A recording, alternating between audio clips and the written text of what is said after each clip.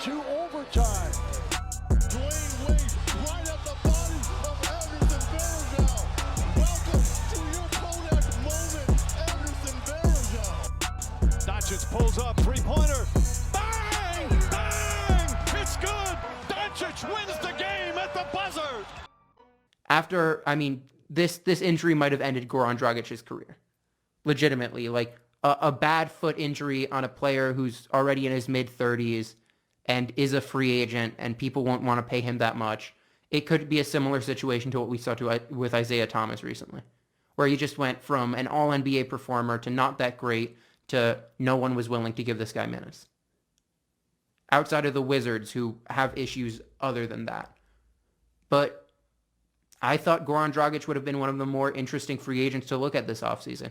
Would he go to a team like the Clippers who can offer him, not more touches, but probably a better championship opportunity, which I know sounds completely asinine with the Heat in the finals and the Clippers being a second-round exit and losing in 7 after giving up a 3-1 lead. I know that sounds insane. But Goran Dragic, would he have been a bridge point guard in New York with the Knicks? That was also an option. There's just so much that could have happened.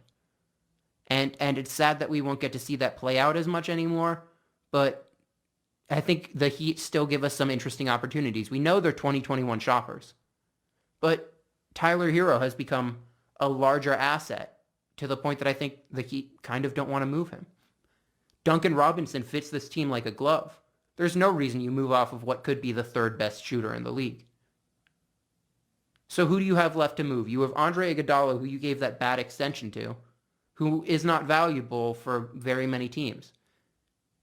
You don't have your pick next year, which probably means you can't move your pick this year. And then you just have an absence of picks to trade.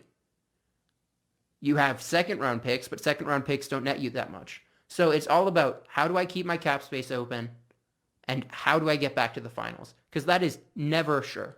You never know that you're going to get back to the finals. Look, the Thunder only made one finals appearance, and that was with a far better team on paper and a far better nucleus. So I think it comes down to Jimmy, it comes down to Pat Riley, and trust me, I will never doubt Pat Riley.